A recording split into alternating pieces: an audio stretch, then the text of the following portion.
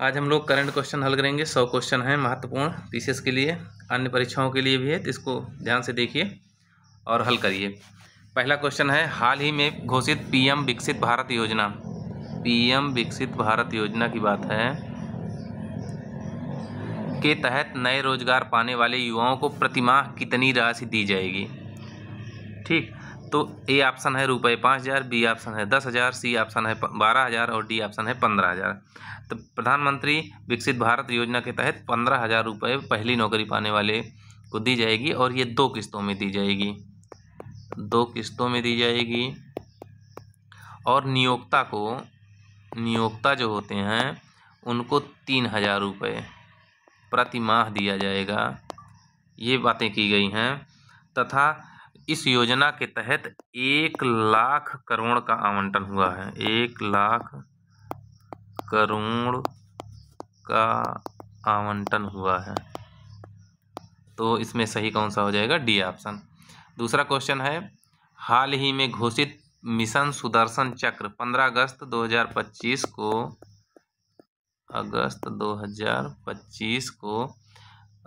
Mission Sudarshan चक्र घोषित किया गया। इसका उद्देश्य क्या है। ए ऑप्शन है सभी नवजात बच्चों को वैक्सीन उपलब्ध कराना, बी ऑप्शन है स्वदेशी वायु रक्षा प्रणाली विकसित करना, सी ऑप्शन है भारत की सभी रेल में कवच सिस्टम लगाना, डी ऑप्शन है मिशन चंद्रयान के लिए तकनीक विकसित करना। इसको हम देखें तो इसमें वायु रक्षा प्रणाली विकसित करना है, ये 2035 तक इसका लक्ष्य रखा गया है, 2035 तक इसको पूरा करना है, 10 वर्षीय लक्ष्य है। ठीक, तो हमारा बी ऑप्शन सही हो जाएगा। तीसरा क्वेश्चन देखते हैं हम, हाल ही में भारतीय रेलवे द्वारा, तो इसको हम पढ़ाए हैं पहले से ही, हाल ही में भारतीय रेलवे द्वारा एशिया की सबसे बड़ी मालगाड़ी का सफलतापूर्वक ट्रायल रन किया गया। इस मालगाड़ी का क्या नाम है। ए संवर्धन, बी सुदर्शन, सी रुद्रास्त्र और डी ज्योत्सना। तो ये रुद्रास्त्र है जो 4.5 किलोमीटर लंबी है और 354 वैगन लगे हुए हैं इसमें, ये हमने पहले बताया हुआ है, तो सी ऑप्शन सही हो जाएगा। चौथा क्वेश्चन है, हाल ही में केंद्र सरकार द्वारा पारित ऑनलाइन खेल संवर्धन और विनियमन अधिनियम 2025 में कौन सा कथन सही है। पहला कथन है, यह ऑनलाइन मनी गेम्स को प्रबंधित करता है, यह ऑनलाइन मनी गेम्स को प्रबंधित करता है। दूसरा है, ई स्पोर्ट को वैध प्रतिस्पर्धी खेल के रूप में मान्यता देता है। नीचे दिए गए कोड से सही उत्तर चुनें। ए ऑप्शन है केवल 1, बी ऑप्शन है केवल 2, सी ऑप्शन है 1 और 2 दोनों और डी ऑप्शन है ना तो 1 ना ही 2। तो अगर हम इसको देखें तो इसमें जो मनी गेम्स होते हैं, पैसे वाले जितने गेम है उसको प्रबंधित किया गया है, एकदम सही बात है। और ई स्पोर्ट को वैध प्रतिस्पर्धा खेल के रूप में मान्यता दी गई है, ये भी सही है, तो हमारा ऑप्शन बी सही हो जाएगा। इसमें किया क्या गया है कि जो पैसे वाले जितने जो खेल खेलने के लिए पैसे लगते हैं उनको पूरी तरह से प्रबंधित कर दिया गया है, ये इस तरह हमारा सी ऑप्शन सही हो जाएगा। 5वें क्वेश्चन पे चलते हैं, हाल ही में पारित राष्ट्रीय खेल समन अधिनियम 2025 में कितने राष्ट्रीय खेल निकायों की स्थापना का प्रावधान किया गया है। ए ऑप्शन है कि 3, बी ऑप्शन है 4, सी ऑप्शन है 2 और डी ऑप्शन है 5। तो इसमें हम देखें तो 4 खेलों को शामिल किया गया है, 4 संस्थान हैं। इस पहला है राष्ट्रीय ओलंपिक समिति, राष्ट्रीय ओलंपिक समिति।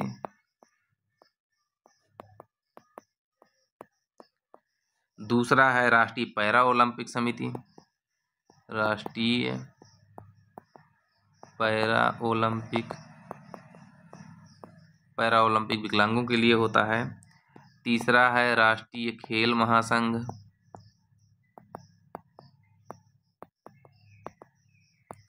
राष्ट्रीय खेल महासंघ। और चौथा है क्षेत्रीय खेल महासंघ, क्षेत्रीय खेल महासंघ।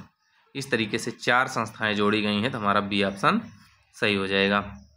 अगला क्वेश्चन देखते हैं, हाल ही में केंद्रीय मंत्रिमंडल द्वारा 4 सेमीकंडक्टर परियोजनाओं को स्वीकृति देने के बाद भारत में अब तक कुल कितने राज्यों में सेमीकंडक्टर इकाइयां स्थापित करने की मंजूरी मिल चुकी है। ए ऑप्शन है 6, बी ऑप्शन है 8, सी ऑप्शन है 10 और डी ऑप्शन है 12। अगर हम इसके उत्तर को देखें तो 6 राज्यों में इसको मंजूरी मिल चुकी है। वो 6 राज्य मिशन इंडिया सेमीकंडक्टर मिशन के तहत सेमीकंडक्टर के निर्माण, पैकेजिंग, डिजाइनिंग का विश्व स्तरीय इकोसिस्टम विकसित करना है। इसमें अगर हम देखें तो वो 6 राज्य कौन है, तो गुजरात है, पहला गुजरात में हुआ, दूसरा आंध्र प्रदेश में, तीसरा उड़ीसा में, चौथा असम में, पांचवा यूपी में और छठा पंजाब में। तो अगर हम इसमें देखें तो जो गुजरात है यहाँ 4 इकाइयाँ लगी हैं और जो उड़ीसा है यहाँ 2 इकाइयाँ लगी हैं, शेष हर जगह 1-1 इकाइयाँ लगाई गई हैं। इस तरीके से अगर टोटल देखें तो 6 राज्यों में राज्य हैं और 4, 2, 6, 7, 8, 9, 10, तो टोटल 10 इकाइयों को मंजूरी प्राप्त हुई है। 107 नंबर 7वां क्वेश्चन देखते हैं। हाल ही में केंद्रीय मंत्रिमंडल द्वारा स्वीकृत लखनऊ मेट्रो रेल परियोजना के चरण 1B ईस्ट वेस्ट कॉरिडोर के संदर्भ में कौन सा कथन सही है? पहला कथन है स्वीकृत चरण की लंबाई 11.165 किमी है। दूसरा है इस परियोजना में कुल 6 स्टेशन शामिल होंगे। कोड है A केवल 1, B केवल 2, C 1 और 2 दोनों, और D है ना तो 1 ना ही 2। अगर इसका उत्तर देखें तो पहला कथन सही है, दूसरा गलत है। लखनऊ मेट्रो का जो ये विकसित हो रहा है वो 11.165 किलोमीटर लंबा है। और इसमें अगर देखें तो 6 नहीं 12 स्टेशन हैं, 7 स्टेशन जो हैं भूमिगत हैं और 5 जो हैं एलिवेटेड हैं, मतलब ऊपर हैं, और 5801 रुपये इसका है खर्चा है। ठीक, अगले प्रश्न पे चलते हैं। क्वेश्चन नंबर 8 देखते हैं। हाल ही में केंद्र सरकार द्वारा लाए गए जन विश्वास विधेयक 2025 के संबंध में निम्नलिखित कथनों में कौन सही है? पहला है भारत में ईज ऑफ डूइंग बिजनेस को बढ़ावा देना। दूसरा है भारत में ईज ऑफ लिविंग को बढ़ावा देना। नीचे दिए गए कोड से सही उत्तर चुनें। ऑप्शन ए है केवल 1, ऑप्शन बी है केवल 2, ऑप्शन सी है केवल 1 और 2 दोनों, और ऑप्शन डी है ना तो 1 और ना ही 2। तो हम इसको देखें तो इसमें ईज ऑफ डूइंग को बढ़ावा देना है और ईज ऑफ लिविंग को भी बढ़ावा देना है, तो दोनों ऑप्शन सही हो जाएंगे। हमारा सी ऑप्शन सही हो जाएगा। इसको अगर देखें कब पेश किया गया है, ये 18 अगस्त को पेश किया गया। 18 अगस्त 2025 को पेश किया गया है ये चयन समिति के संबंध में। इसमें 355 संशोधन किए गए हैं, संशोधन प्रस्तावित हैं, और 288 ये सब डेटा है, इसको याद रखिएगा, बहुत महत्वपूर्ण है। 288 प्रावधान जो हैं अपराध मुक्त किए गए, प्रावधान अपराध मुक्त हो गए, और 67 प्रावधानों को सरल बनाया गया। 67 नागरिक प्रावधानों को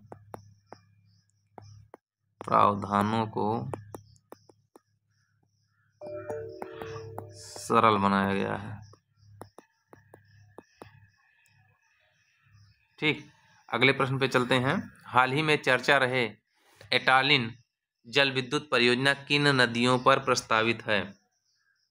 अगर एटालिन जल विद्युत परियोजना की बात करें तो ए ऑप्शन है दिबांग और तियान, बी ऑप्शन है तीस्ता और माही, सी ऑप्शन है ड्रिंग और टंगोन, और डी ऑप्शन है लोहित और फेनी। इसका उत्तर जो होगा वो सी ऑप्शन होगा, ड्रिंग और टंगोन। ये 2 गुरुत्वीय बांध हैं, एक ड्री नदी है और दूसरा तालो या टेंगोन नदी है। दोनों दिबांग नदी ब्रह्मपुत्र की सहायक नदियां हैं। तो दिबांग ब्रह्मपुत्र की सहायक है, उस पे हैं, ब्रह्मपुत्र की सहायक नदियां हैं, इस पे बनाया गया है। कहाँ है? अरुणाचल प्रदेश में है।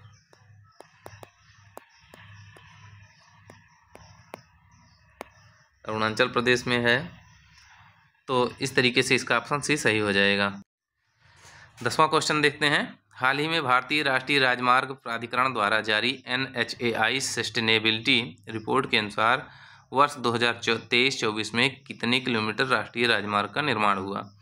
तो ए ऑप्शन है 5551 किमी, बी ऑप्शन है 6634 किमी, सी ऑप्शन है 7200 किमी और डी ऑप्शन है 8312 किलोमीटर। तो इसमें बी ऑप्शन सही हो जाएगा। 6634 किलोमीटर राष्ट्रीय राजमार्ग का निर्माण हुआ।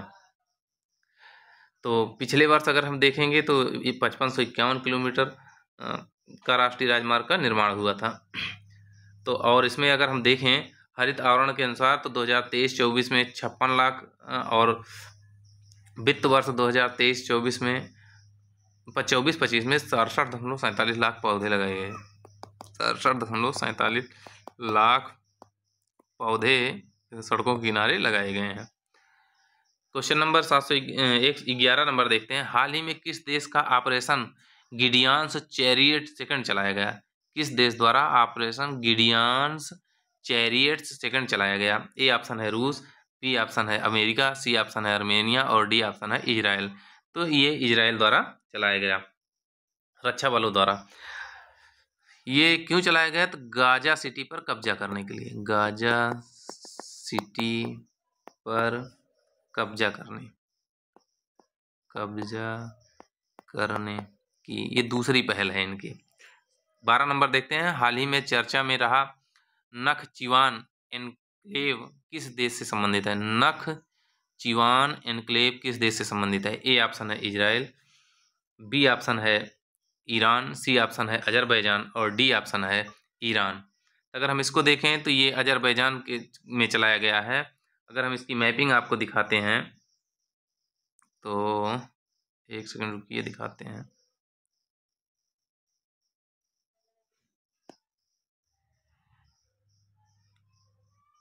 ये देखिए नखचिवान एन्क्लेव, ये देखिए अजरबैजान है, आर्मेनिया और Azerbaijan.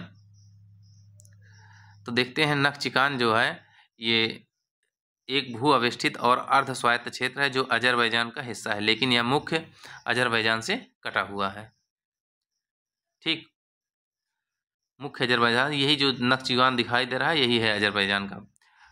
Trump route for international peace and prosperity नामक लगभग 43.5 किलोमीटर लंबा राजनीतिक ट्रांजिट कॉरिडोर स्थापित होगा जो आर्मेनिया होते हुए अजरबैजान के मुख्य भाग को उसके आर्मेनिया के दक्षिण से नखचिवान इनक्लेव से जोड़ेगा। अमेरिका को इस कॉरिडोर का पर विशेषाधिकार प्राप्त होंगे। सड़कें, रेलवे, तेल, गैस पाइपलाइन और संचार नेटवर्क शामिल होंगे। इस तरीके से हमारा सी ऑप्शन सही हो जाएगा। अगला प्रश्न देखते हैं। अगला प्रश्न देखते हैं 13 नंबर। निम्नलिखित में से कौन सा कथन सही है? हाल ही में भारत ने फिलीपींस के नागरिकों के लिए 1 वर्ष हेतु ग्रेटिस ई टूरिस्ट वीजा 1 वर्ष के लिए शुरुआत किया। दूसरा कथन है कि फिलीपींस ने भारतीय पर्यटकों को जून 2025 से 14 दिन वीजा मुक्त प्रवेश देना प्रारंभ किया। नीचे दिए गए कोड से सही उत्तर चुनना है। ए ऑप्शन है केवल 1, बी ऑप्शन है केवल 2, सी ऑप्शन है 1 और 2 दोनों और डी ऑप्शन है ना तो 1 ना ही 2। अगर हम इसके उत्तर के देखें तो फिलीपींस ने भारतीय नागरिकों के लिए 1 वर्ष के लिए ग्रेटिस ई टूरिस्ट वीजा दिया है, तो ये सही है। और फिलीपींस ने 14 दिन के लिए वीजा मुक्त प्रवेश दिया है, ये भी सही है। तो हमारे दोनों ऑप्शन सही हो जाएंगे। इस तरीके से सी ऑप्शन सही हो जाएगा। अगला क्वेश्चन है निम्नलिखित में कौन सा कथन सही नहीं है? इसमें सही नहीं बताना है। 14 नंबर में पहला कथन है मार्च 2025 में रूस के कमचटका प्रायद्वीप के निकट 8.8 का परिणाम का भूकंप आया। दूसरा है Kamchatka Pacific ring of fire का हिस्सा है। इसको अगर हम देखें तो ये जो कमचटका है ये रूस के पूर्व में स्थित है। हम आपको इसको मैपिंग दिखा रहे हैं, मैपिंग दिखाते हैं। मैपिंग देखिए इसकी, ये है कमचटका प्रायद्वीप, ये वाला हिस्सा जो होता है तो ये रूस के पूर्व में है। तो इसमें 8.8 परिणाम का विनाशकारी भूकंप आया। ये जो है पैसिफिक रिंग ऑफ फायर का हिस्सा भी है। विश्व में सबसे सक्रिय ज्वालामुखी और भूकंपीय क्षेत्र है। इसमें कमचटका प्रायद्वीप में ज्वालामुखी गतिविधि की अद्भुत श्रृंखला आरंभ हुई है। यह दिखाता है कि बड़े भूकंप पहले से तैयार ज्वालामुखियों के परिणाम ट्रिगर का काम करते हैं। इस तरीके से हम इसका उत्तर देखें 114 था ना, तो सही नहीं पूछा है, तो दोनों सही हैं, मतलब ये भी सही है ये भी सही, हमारा उत्तर डी हो जाएगा, ना तो 1 और ना ही 2। 15 नंबर क्वेश्चन देखते हैं। हाल ही में इजराइल फिलिस्तीन समस्या के शांतिपूर्ण समाधान हेतु संयुक्त राष्ट्र महासभा सम्मेलन का संचालन किन देशों द्वारा किया गया? तो अगर इसको हम देखें तो ए ऑप्शन है रूस और सऊदी अरब, बी ऑप्शन है कतर और ईरान, सी ऑप्शन है फ्रांस और सऊदी अरब, डी ऑप्शन है कतर और भारत। तो इसमें सी ऑप्शन सही हो जाएगा, फ्रांस और सऊदी अरब ने किया है। गाजा युद्ध जो चल रहा है उसने मानवीय संकट और भुखमरी को जन्म दे दिया है, तो इसके समाधान के लिए इन देशों ने बैठक की है। सम्मेलन में 120 देशों ने लगभग भाग लिया और भारत ने भी प्रतिभाग किया था। और इस सम्मेलन में मुख्य पॉइंट यही है कि अमेरिका और इजराइल शामिल नहीं हुआ। संयुक्त राष्ट्र महासभा सम्मेलन में 120 देश शामिल हुए, जिसमें से अमेरिका और इजराइल शामिल नहीं हुए, भारत शामिल हुआ और ये नहीं शामिल हुए। ये इसकी खासियत रही है। इसकी अध्यक्षता जो है उसको फ्रांस और सऊदी अरब ने किया था। और इसमें न्यूयॉर्क घोषणा में गाजा में युद्ध विराम, इजरायली सेना को वापसी और प्रशासनिक नियंत्रण फिलीपींस के अधिकार में देने पर सहमति व्यक्त की गई। इस तरीके से इसका ऑप्शन सी सही हो जाएगा। 16 नंबर देखते हैं, निम्नलिखित में से कौन सही है? पहला है फिलिस्तीन को संयुक्त राष्ट्र में 2002 में प्रेक्षक राज्य का दर्जा प्राप्त है। दूसरा कथन है संयुक्त राष्ट्र में 193 में से 147 देश फिलिस्तीन राष्ट्र को स्वतंत्र राष्ट्र के रूप में मान्यता दे चुके हैं। नीचे दिए गए कोड से सही उत्तर चुनिए। ए ऑप्शन है केवल 1, बी ऑप्शन है केवल 2, सी ऑप्शन है 1 और 2 दोनों, डी ऑप्शन है ना तो 1 ना ही 2। तो इसका उत्तर अगर हम देखें, इसमें पहला है कि इसको 2002 में प्रेक्षक का दर्जा मिला, तो ये गलत है। और दूसरा सही है, 147 देशों ने मान्यता दी है, तो हमारा ऑप्शन बी सही हो जाएगा। तो फिलिस्तीन राष्ट्र को मान्यता देने के लिए सितंबर 2025 में कुछ योजनाएं चली हैं, तो ये 2025 में है, पहला गलत हो गया, दूसरा सही हो गया। 17 नंबर क्वेश्चन देखते हैं। हाल ही में चर्चा में रहा प्रसाद तामोनथाम मंदिर किस देश में स्थित है? प्रसाद तामोनथाम मंदिर किस देश में स्थित है? ए है भूटान, बी है कंबोडिया, सी है वियतनाम और डी है लाओस। तो इसमें जो कंबोडिया में है ये कंबोडिया सही है। यह शिव मंदिर है जो कंबोडिया में है। थाईलैंड कंबोडिया सीमा पर डांगरेक पर्वत में स्थित है। 2025 में क्या हुआ कि सशस्त्र सैन्य संघर्ष प्रारंभ हुआ थाईलैंड और कंबोडिया के बीच, इसको लेकर, इसीलिए ये चर्चा में आ गया है, इसी के पास हुआ है। 18 नंबर क्वेश्चन देखते हैं। जुलाई 2025 में प्रधानमंत्री नरेंद्र मोदी ने मालदीव की यात्रा की और दोनों देशों के प्रमुखों ने इस अवसर पर विशेष डाक संस्मारक टिकट जारी किए। इस डाक टिकट पर प्रदर्शित किया गया ए भारतीय नौका उर्व और मालदीव नौका वधु ध्वनि, बी भारतीय राष्ट्रीय पुष्प कमल और मालदीव का राष्ट्रीय पुष्प गुलाबी गुलाब, सी भगवान राम को प्रदर्शित करता अयोध्या का राम मंदिर, डी दोनों देशों की राजधानी के चित्र। अगर हम देखें इसका, तो मालदीव यात्रा के दौरान प्रधानमंत्री नरेंद्र मोदी ने जो संस्मारक टिकट जारी किया, इस डाक टिकट पर भारतीय नौका उर्व और मालदीव नौका मधुध्वनि प्रदर्शित हुए, तो हमारा ए ऑप्शन सही हो जाएगा। इस अवसर पर उनके राष्ट्रपति मुइज्जू थे जो, तो दोनों ने मिलकर मत्स्यन नौका, ये मत्स्यन नौका है मधुध्वनि, इसको शामिल किया गया, इसको उस पर दिखाया गया। और प्रधानमंत्री मोदी जी ने 3300 सामाजिक आवास इकाइयों को हस्तांतरित किया, सामाजिक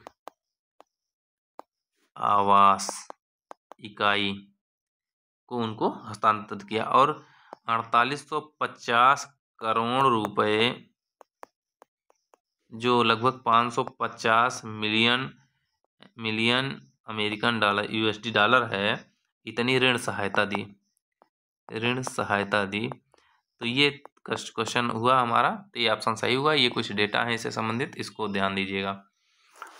19 नंबर है, जुलाई 2025 में हस्ताक्षरित भारत यूके व्यापक आर्थिक और व्यापार समझौते से संबंधित कौन सा कथन सही नहीं है? ए ऑप्शन है भारत द्वारा यूके के लिए 90% टैरिफ लाइनों पर कटौती या रियायतें प्रस्तावित की गई। बी ऑप्शन है 99% भारतीय निर्यात पर यूके में शून्य टैरिफ मिलेगा। सी ऑप्शन है दोहरे अंशदान अभिसमय से भारतीय पेशेवरों के लिए यूके में 3 वर्ष तक सामाजिक सुरक्षा शुल्क में छूट। और डी ऑप्शन है 2047 तक द्विपक्षीय व्यापार को दुगना करने का लक्ष्य। इसमें पूछा है सही नहीं है, तो यही डी ऑप्शन हमारा सही नहीं है। ये जो हुआ 24 जुलाई को हस्ताक्षर हुआ हमारा समझौता, इसके तहत 90% टैरिफ लाइनों को कटौती करना है, 99% भारतीय निर्यात पर यूके द्वारा शून्य टैरिफ लगेगा, और तीसरा है कि 15% में से 3% नीचे लाने का किया गया है, 3 वर्षों में छूट प्रदान की गई है। इस तरीके से हमारा डी ऑप्शन सही हो जाएगा। क्वेश्चन नंबर 20 देखते हैं। हाल ही में सैन्य गतिविधियों के कारण में चर्चा में रहे सुऔदा दरआ पुणे इत्रा किस देश में है? ए ऑप्शन है इजराइल ईरान, बी ऑप्शन है इजराइल, सी ऑप्शन है ईरान अजरबैजान, और डी ऑप्शन है सीरिया। तो अगर हम इसको देखें तो इसमें उत्तर सी हो जाएगा। हम आपको मैपिंग दिखाते हैं इसकी।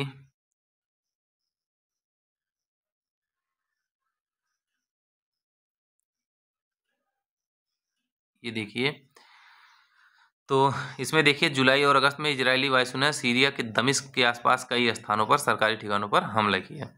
ये सीरिया है, ये पार्ट जो देख रहे हैं आप, ये वाला ये सीरिया है, ठीक। इसने विशेष हमले सुवैदा दरआ और कोयनोत्रा सैन्य गतिविधियों पर पृष्ठभूमि पर स्थापित किए गए थे। तो इस तरीके से हमारा ये सही हो गया। अगला प्रश्न चलते हैं 21 नंबर। 21 नंबर में है कि जुलाई 2025 में यूनेस्को विश्व धरोहर समिति के 47वें सत्र में से संबंधित कौन से कथन सही हैं? पहला है यह सत्र पेरिस स्थित यूनेस्को मुख्यालय में संपन्न हुआ। दूसरा है इसकी अध्यक्षता बुल्गारिया के प्रो निकोलाय नीनो ने की। नीचे दिए गए कोर्स से सही उत्तर चुनें। ए ऑप्शन है केवल एक, बी ऑप्शन है केवल दो, सी ऑप्शन है एक और दो दोनों, और डी ऑप्शन है ना तो एक ना ही दो। इसको देखें तो ये भी सही है, यूनेस्को मुख्यालय में हुई और इसकी अध्यक्षता निकोलाय नीनो ने की, ये भी सही है। तो हमारे दोनों कथन सही हो जाएंगे। इसकी बैठक जो थी वो 6 से 16 जुलाई के बीच हुई बुल्गारिया में, जो इसके पहले बुल्गारिया में प्रस्तावित थी, ठीक है, वहाँ से कैंसिल करके यहाँ स्थानांतरित कर दी गई। और इसके पहले बुल्गारियाई चेयर द्वारा होती, तो वो भी चेंज हो गया। इसमें कुल नए 26 नए स्थल शामिल किए गए, 21 सांस्कृतिक स्थल से, 4 प्राकृतिक, 1 मिश्रित। तो इस तरीके से विश्व धरोहर स्थल कुल कितने हो गए? 1248 हो गए हैं, टोटल 170 देशों के, ठीक। इसमें शामिल जो हुआ मराठा सैन्य परिदृश्य शामिल हुआ, भारत का मराठा सैन्य परिदृश्य इसमें शामिल किया गया। तो 11 जुलाई 2025 को। और भारत में कुल विश्व धरोहर स्थल कितने हो गए? भारत में कुल कितने हो गए? तो 44 विश्व धरोहर स्थल हो गए। तो हमारा सी ऑप्शन इसमें सही है। इस तरीके से इसकी व्याख्या हुई। 22 नंबर क्वेश्चन देखते हैं। जुलाई 2025 में अंतर्राष्ट्रीय आपराधिक न्यायालय ने अफगानिस्तान के तालिबान में सर्वोच्च नेता हिबतुल्लाह अखुंदजादा के खिलाफ लिंग आधारित उत्पीड़न के मामले में वारंट जारी किया।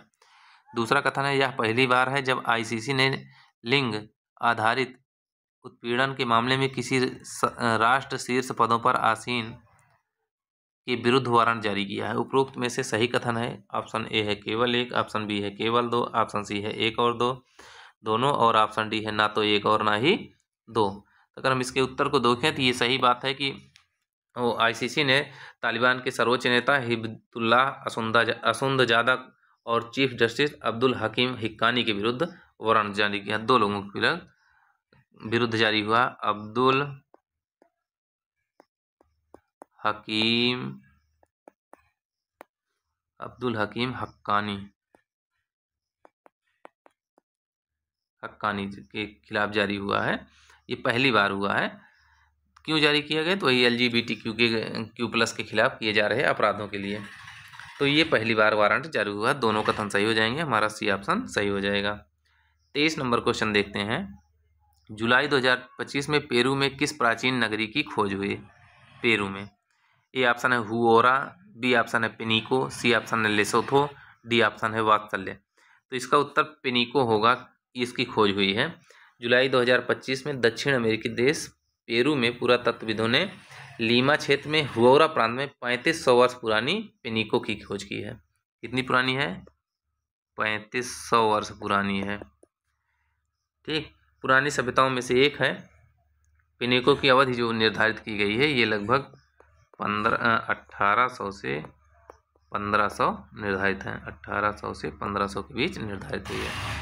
क्वेश्चन नंबर 24 हम लोग देखेंगे। अगस्त 2025 में S&P ने भारत की सॉवरेन रेटिंग को बढ़ाया है। अब भारत की रेटिंग क्या है? ए ऑप्शन है AB, बी ऑप्शन है ABB, सी ऑप्शन है BBB और डी ऑप्शन है AA। तो इसको हम उत्तर इसका देखते हैं। तो भारत की जो सॉवरेन रेटिंग है वो BBB हो गई है। पहले ये BBB माइनस थी, इसको बढ़ा के कितना कर दिया गया है? BBB कर दिया गया है। इसके अनुसार, इस एजेंसी के अनुसार, S&P के अनुसार जो 2022 से 24 की भारतीय औसत GDP दर रही है वो 8.8 रही है, जो एशिया और प्रशांत क्षेत्र में सर्वाधिक है। इस तरीके से हमारा ऑप्शन सी सही हो जाएगा। अगला है 25 नंबर। अगस्त 2025 में जारी वर्ल्ड एयर ट्रांसपोर्ट स्टैटिस्टिक्स के अनुसार कौन सा देश 2024 में विश्व का शीर्ष विमानन बाजार देश रहा है? ऑप्शन ए है चीन, ऑप्शन बी है संयुक्त राज्य अमेरिका, ऑप्शन सी है स्पेन और ऑप्शन डी है यूनाइटेड किंगडम। तो ट्रांसपोर्ट स्टैटिस्टिक्स के अनुसार शीर्ष विमानन बाजार जो बना है वो अमेरिका रहा है। इसके अनुसार जो बिजनेस और फर्स्ट क्लास के यात्री रहे हैं वो अमेरिका में ज़्यादा गए हैं। अगर इस देखें तो नंबर 1 पे अमेरिका हो जाएगा, नंबर 2 पे चीन है, नंबर 3 पे यूनाइटेड किंगडम है, नंबर 4 पे स्पेन है और 5 नंबर पे भारत है। इस तरीके से भारत विश्व का 5वां सबसे बड़ा विमानन बाजार बन गया है। 26 नंबर क्वेश्चन देखते हैं। भारत मोबिलिटी इंडेक्स 2024 के संदर्भ में कौन सा कथन सही है? कथन 1 है, यह इंडेक्स 3 विषयों और 16 संकेतकों के आधार पर मूल्यांकन करता है। दूसरा कथन है, इस इंडेक्स में उत्तर प्रदेश एवं आंध्र प्रदेश संयुक्त रूप से 10वें स्थान पर हैं। नीचे दिए गए कोड से सही उत्तर चुनें। ए ऑप्शन है केवल 1, बी ऑप्शन है केवल 2, सी ऑप्शन है 1 और 2 दोनों, डी ऑप्शन है ना तो 1 ना ही 2। इसका उत्तर देखें अगर तो ये 3 विषय और 16 संकेतक इसमें थे भारत मोबिलिटी इंडेक्स में, और इस उत्तर प्रदेश और आंध्र प्रदेश संयुक्त रूप से 10वें नंबर पर हैं। तो ये दोनों बातें सही हैं। इसको भारत इलेक्ट्रिक मोबिलिटी इंडेक्स 2030 जारी किसने किया है? तो इसको जारी किया है नीति आयोग ने जारी किया है। नीति आयोग ने जारी किया है। इसमें 3 विषय हैं और 16 संकेतक हैं। 28 राज्य 8 केंद्र शासित प्रदेशों का मूल्यांकन हुआ है, 100 अंक देता है। विषय देखें तो 4-5 विषय हैं, 3 विषय हैं। इस तरीके से पहला देखें तो दिल्ली नंबर 1 पे रहा है, और नंबर 1 पे, नंबर 2 पे महाराष्ट्र रहा है भारत मोबिलिटी इंडेक्स में। ये है नीति आयोग ने जारी किया है। दिल्ली नंबर 1 पे, महाराष्ट्र नंबर 2 पे, यूपी और आंध्र प्रदेश 10वें नंबर पे हैं। 3 विषय हैं और 16 संकेतक हैं। 27 नंबर क्वेश्चन देखते हैं। 27 नंबर इसमें है, हाल ही में अधिसूचित बैंक कार्य विधि संशोधन अधिनियम 2025 किन मौजूदा अधिनियमों में संशोधन करता है? तो पहला है भारतीय रिजर्व बैंक अधिनियम 1934, दूसरा है बैंकिंग विनियमन अधिनियम 1949, ये 1934 है, 1949 है। भारतीय स्टेट बैंक अधिनियम 1955। कोड है ए केवल 1 और 3, बी है केवल 2, सी है केवल 2 और 3, डी है उपरोक्त सभी। तो इसका अगर हम देखें संशोधन की बात करता है तो ये तीनों में संशोधन की बात करता है, तो हमारा डी ऑप्शन सही हो जाएगा। 28 नंबर क्वेश्चन देखते हैं। अगस्त 2025 में पर्यटन मंत्रालय भारत सरकार द्वारा जारी देश में पर्यटकों के आगमन स्थिति संबंधी महत्वपूर्ण आंकड़े के अनुसार किस देश में देशवार विदेशी पर्यटक आगमन वर्ष 2024 में सर्वाधिक रहा है? तो जो विदेशी पर्यटक आए हैं इसकी बात की जा रही है पर्यटन मंत्रालय भारत सरकार द्वारा। तो विदेशी पर्यटक जो हमारे यहाँ सबसे ज़्यादा आए हैं वो आए हैं अमेरिका से। सबसे ज़्यादा कहाँ से आए हैं? अमेरिका से भारत आए हैं। अगला क्वेश्चन है, हाल ही में जारी फॉर्च्यून ग्लोबल 500 की 2025 की सूची के अनुसार कौन सा कथन सही है? पहला है वॉलमार्ट लगातार 12वें वर्ष शीर्ष पर रही है। दूसरा है सर्वाधिक लाभ अर्जित करने वाली कंपनी सऊदी अरामको रही। नीचे दिए गए कोड से सही उत्तर चुनिए। ए ऑप्शन है केवल एक, बी ऑप्शन है केवल दो, सी ऑप्शन है एक और दो दोनों, और डी ऑप्शन है ना तो एक ना ही दो। तो ग्लोबल फॉर्च्यून की बात करें तो इसमें 500 कंपनियां शामिल होती हैं, उनको रैंक प्रदान किया जाता है। पहली रैंक जो मिली है वो वॉलमार्ट को मिली है, दूसरी अमेजन को मिली है। ये हुआ वॉलमार्ट लगातार 12 वर्षों से शीर्ष पर है, ये भी सही है। और सर्वाधिक लाभ कमाने वाली कंपनी जो है सऊदी अरामको है, ये भी सही है। तो अगर भारत की बात करें तो इसमें रिलायंस इंडस्ट्री शामिल है, रिलायंस इंडस्ट्री शामिल है और ये है 88वें नंबर पे। इस तरीके से ग्लोबल फॉर्च्यून रिपोर्ट के बारे में दोनों कथन सही हो जाते हैं। 30 नंबर देखते हैं। हाल ही में जारी विश्व खाद्य सुरक्षा और पोषण की स्थिति 2025 रिपोर्ट के अनुसार वर्ष 2024 में स्वास्थ्य आहार की औसत वैश्विक लागत क्या रही? ए ऑप्शन है $4.46 प्रति व्यक्ति प्रतिदिन, बी ऑप्शन है $2.28 प्रति व्यक्ति प्रतिदिन, सी ऑप्शन है $3.21 प्रति व्यक्ति प्रतिदिन, और डी ऑप्शन है $8.55 प्रति व्यक्ति प्रतिदिन। तो इसको जो जारी किया है इसको FAO खाद्य एवं कृषि संगठन द्वारा जारी किया गया है। विश्व खाद्य सुरक्षा पोषण FAO द्वारा जारी किया गया है, खाद्य एवं कृषि संगठन द्वारा। और अंतर्राष्ट्रीय विकास कोष, यूनिसेफ, विश्व खाद्य कार्यक्रम और WHO 5 एजेंसियों ने मिलकर इसको जारी किया है। ठीक, और इसमें देखें तो अगर इसका शीर्षक था खाद्य सुरक्षा और पोषण हेतु उच्च खाद्य मूल्य मुद्रा समाधान।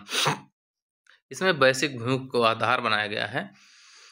तो इसमें जी ये बताया गया है कि जो वैश्विक आहार लागत है वो $4.46 प्रति व्यक्ति प्रतिदिन हुई है। तो इस तरीके से हमारा ए ऑप्शन सही हो जाता है। 31 नंबर देखते हैं। केंद्र सरकार द्वारा राष्ट्रीय सहकारिता नीति 2025 का अनावरण जुलाई 2025 में हुआ। इस नीति निर्माण के लिए गठित समिति के अध्यक्ष कौन थे? ए ऑप्शन है राजीव महर्षि, बी ऑप्शन है विनोद राय, सी ऑप्शन है सुरेश प्रभु, और डी ऑप्शन है उर्जित पटेल। अगर हम इसको देखें, सहकारिता मंत्रालय का गठन किया गया है इसके तहत, और 2022 में नई राष्ट्रीय सहकारिता नीति तैयार की गई थी। ये 48 सदस्यीय होगी और इसके अध्यक्ष जो बने हैं वो सुरेश प्रभु होंगे। 48 सदस्य इसके थे। इसका लक्ष्य क्या है? अगले 10 वर्षों में आर्थिक योगदान 3 गुना करने का है। इस तरीके से हमारा ऑप्शन सी सही हो जाएगा। 32 नंबर क्वेश्चन देखते हैं। ऑटोमोटिव मिशन प्लान 2047 के संदर्भ में कौन सा कथन सही है? पहला है इसकी औपचारिक घोषणा 15 अगस्त 2025 को प्रधानमंत्री नरेंद्र मोदी द्वारा की गई। दूसरा है मिशन के चरणबद्ध लक्ष्यों के लिए वर्ष 2030, 2037 और 2047 को आधार वर्ष माना गया है। कौन सा मिशन है? ऑटोमेटिव मिशन प्लान 2047 की बात हुई है। नीचे दिए गए कोड से सही उत्तर चुनें। ए ऑप्शन है केवल एक, बी ऑप्शन है केवल दो, सी ऑप्शन है एक और दो दोनों, और डी ऑप्शन है ना तो एक ना ही दो। तो अगर हम इसकी बात करें तो ऑटोमेटिव मिशन प्लान 2047 भारत की विकसित भारत @ 2047 के अनुसार रोड मैप है, जिसमें 2047 तक मोबाइल उद्योग को वैश्विक नेतृत्व की स्थिति में पहुंचाना। तो इसका उद्देश्य जो है वो ऑटोमेटिव जो लिखा है इसका उद्देश्य एक सेकंड भाई, इसका ऑटोमोबाइल उद्योग को वैश्विक नेतृत्व पहुंचाना इसका लक्ष्य है। भारी उद्योग मंत्रालय भारत सरकार द्वारा ये शुरू किया गया है। इसमें आधार वर्ष ये माना गया है, तो ये वाला सही है। 15 अगस्त को इसकी घोषणा नहीं हुई थी, इसकी घोषणा जो हुई थी वो 17 जुलाई को हुई थी। इस तरीके से पहला गलत हो जाएगा तो केवल 2 सही हो जाएगा। 33 नंबर देखते हैं। हाल ही में भारत सरकार के किस मंत्रालय द्वारा रिक्लेम नामक फ्रेमवर्क विकसित किया गया है? रिक्लेम फ्रेमवर्क विकसित किया गया है। ए ऑप्शन है वित्त मंत्रालय, बी ऑप्शन है कोयला एवं खनन मंत्रालय, सी ऑप्शन है गृह मंत्रालय, डी ऑप्शन है रेल मंत्रालय। तो जो रिक्लेम फ्रेमवर्क विकसित किया गया है ये भारत सरकार द्वारा कोयला एवं खनन मंत्रालय के तहत किया गया है। इसमें खदानों की बंदी प्रक्रिया में समुदाय की सक्रिय भागीदारी को सशक्त बनाना ये लक्ष्य है। 4 जुलाई को इसको घोषित किया गया है। अगला क्वेश्चन 34 नंबर देखते हैं। हाल ही में वर्ल्ड इकोनॉमिक आउटलुक अद्यतन किस संस्थान द्वारा जारी किया गया? एक रिपोर्ट है, वर्ल्ड इकोनॉमिक आउटलुक अद्यतन रिपोर्ट है, किसके द्वारा जारी किया है? ए ऑप्शन है अंतर्राष्ट्रीय मुद्रा कोष, बी ऑप्शन है विश्व बैंक, सी ऑप्शन है विश्व आर्थिक मंच और डी ऑप्शन है जर्मन वॉच। तो पहला ऑप्शन जो वर्ल्ड इकोनॉमिक आउटलुक अद्यतन रिपोर्ट है इसको अंतर्राष्ट्रीय मुद्रा कोष जारी करता है। कब जारी किया है? तो 29 जुलाई 2025 को जारी किया है। और वैश्विक वृद्धि 3% रही है, ये अनुमान लगाया है। 2026 में 3.1% रहने का अनुमान है। ये चीज़ें इसने बताई हैं। अब क्वेश्चन नंबर 35 देखते हैं। अगस्त 2025 में जारी आंकड़ों के अनुसार भारत में रक्षा निवेश के लिए निजी क्षेत्र की हिस्सेदारी वित्त वर्ष 2024-25 में कितनी रही? ए ऑप्शन है केवल लगभग 13%, बी ऑप्शन है 17%, सी ऑप्शन है लगभग 20% और डी ऑप्शन है 23%। तो अगर इसकी हम बात करें तो 2024-25 में देश के वार्षिक रक्षा उत्पादन लगभग 1.51 करोड़ रुपए के उच्च स्तर पर पहुंच चुका है, जिसमें से 1.27 लाख करोड़ रुपए रक्षा उत्पादन की तुलना में पिछली बार से अब की 18% की अभूतपूर्व वृद्धि को दर्शाता है। अब बात करें हम इसमें तो रक्षा क्षेत्र में कुल उत्पादन में 77% योगदान सार्वजनिक क्षेत्र का है और निजी क्षेत्र का कितना है? 23% है। इस तरह से हमारा ऑप्शन सी सही हो जाएगा। अगला क्वेश्चन देखते हैं 36 नंबर कहता है हाल ही में भारत सरकार द्वारा जारी सतत विकास लक्ष्य राष्ट्रीय संकेतक रूपरेखा प्रगति रिपोर्ट 2025 के अनुसार निम्नलिखित में कौन सा कथन सही है? ए ऑप्शन है सामाजिक सुरक्षा प्रणालियों द्वारा जनसंख्या कवरेज वर्ष 2025 में लगभग 22% रही। बी ऑप्शन है नवजात शिशु मृत्यु दर वर्ष 2019 में 22 तथा वर्ष 2021 में 24 दर्ज की गई। सी ऑप्शन है देश में स्थापित नवीकरणीय ऊर्जा उत्पादन क्षमता वर्ष 2024-25 में 64.4 वाट प्रति व्यक्ति रही। डी ऑप्शन है 15 से 59 वर्ष आयु वर्ग के संदर्भ में श्रम बल भागीदारी दर वर्ष 2023-24 में 64.8% रही। तो अगर इसमें बात करें हम तो 19वें सांख्यिकी दिवस 29 जून 2025 के अवसर पर सांख्यिकी एवं कार्यक्रम मंत्रालय ने इसको जारी किया है। इसमें क्या है तो data snapshot on SDG NIF Pragati report 2025 है, इसके अनुसार इसको जारी किया गया है। रिपोर्ट के अनुसार ये कहा गया है कि जो ये है सामाजिक सुरक्षा प्रणालियों की जनसंख्या कवरेज वर्ष है ये 22 ना होकर 64.3% हो गया है। ये क्वेश्चन हम हल कराए थे उसमें ये था। दूसरा है कि नवजात मृत्यु दर जो 22 थी वो 24 हो गई है। तो नवजात मृत्यु दर 2015 में 25, 17 में 23, 19 में 22 और 21 में ये 24 न होके कितनी हो गई है? 19 हो गई है, घट गई है, 3 और माइनस हुई है। तीसरा सी ऑप्शन देखें तो देश में नवीकरणीय ऊर्जा 64.0 वाट प्रति व्यक्ति जो थी 14-15 में, ये 14-15 में थी, ये बढ़कर 1.56.31 वाट प्रति व्यक्ति हो गई है, वाट प्रति व्यक्ति हो गई है। इस तरीके से ये तीनों गलत हो गए, ये हमारा सही हो जाएगा। 37 नंबर क्वेश्चन हम अगर देखें तो हाल ही में भारत सरकार के श्रम एवं रोजगार मंत्रालय के तहत श्रम ब्यूरो ने कृषि श्रमिकों और ग्रामीण श्रमिकों के उपभोक्ता मूल्य सूचकांकों CPI AL तथा CPI RL का आधार वर्ष बदलकर किस वर्ष कर दिया। इसमें अगर बात करें कि इसका आधार वर्ष क्या किया गया है, तो ए ऑप्शन है 2017, बी ऑप्शन है 2019, सी ऑप्शन है 2021 और डी ऑप्शन है 2023। इसमें आधार वर्ष जो है ये 2019 कर दिया गया है, जो 2025 से प्रभावी होगा। एक इसके पहले अगर देखें तो 1986-87 आधार पर जारी हो रहा था ये। तो इस तरीके से इसका ऑप्शन बी सही हो जाएगा। 38 नंबर क्वेश्चन देखते हैं। IMF ने जून 2025 में एक रिपोर्ट जारी की जिसका शीर्षक था बढ़ते खुदरा डिजिटल भुगतान अंतर संचालनीयता का महत्व के अनुसार भारत का वैश्विक रियल टाइम भुगतान में कितने प्रतिशत का हिस्सा है। ए ऑप्शन है 48.5, बी ऑप्शन है 36.3, सी ऑप्शन है 22.5 और डी ऑप्शन है 68.5। तो ये ऑप्शन सही है 48.5। ये डिजिटल भुगतान मतलब है जो हम लोग सामानों की खरीदारी करते हैं तो डिजिटल भुगतान हम लोगों का बढ़ता चला जा रहा है, तो उसी के IMF द्वारा जारी ये रिपोर्ट के अनुसार बताया गया है फाइनेंशियल ईयर में। तो ये इसमें ए सही हो जाएगा। 39 नंबर क्वेश्चन देखें। वित्तीय समावेशन के लिए निम्नलिखित योजनाओं को शुरुआत वर्ष के आधार पर कालक्रम अनुसार क्रम में व्यवस्थित कीजिए। पहला है स्टैंड अप इंडिया, दूसरा है अटल पेंशन योजना, तीसरा है प्रधानमंत्री मुद्रा योजना और चौथा है जनधन योजना। तो अगर हम देखें प्रधानमंत्री जनधन योजना, ये 28 अगस्त 2014 को, प्रधानमंत्री मुद्रा योजना जो है 8 अप्रैल 2015 को, 2015। अटल पेंशन योजना 9 मई 2015। स्टैंड अप इंडिया जो है 5 अप्रैल 2016 को बनाया गया। अब क्रम से कर लीजिए 4, 3, 2, 1, मतलब बी ऑप्शन हमारा सही हो जाएगा। 40 नंबर क्वेश्चन देखें। प्रोजेक्ट 17A नीलगिरी श्रेणी के तहत कितने stealth guided missile frigates Bharat में निर्मित हो रहे हैं। ए ऑप्शन है 4, बी ऑप्शन है 5, सी ऑप्शन है 6 और डी ऑप्शन है 7। इसको ये बार बार करंट मिला है, 7 होते हैं, 7 फ्रिगेट इसमें विकसित हो रहे हैं।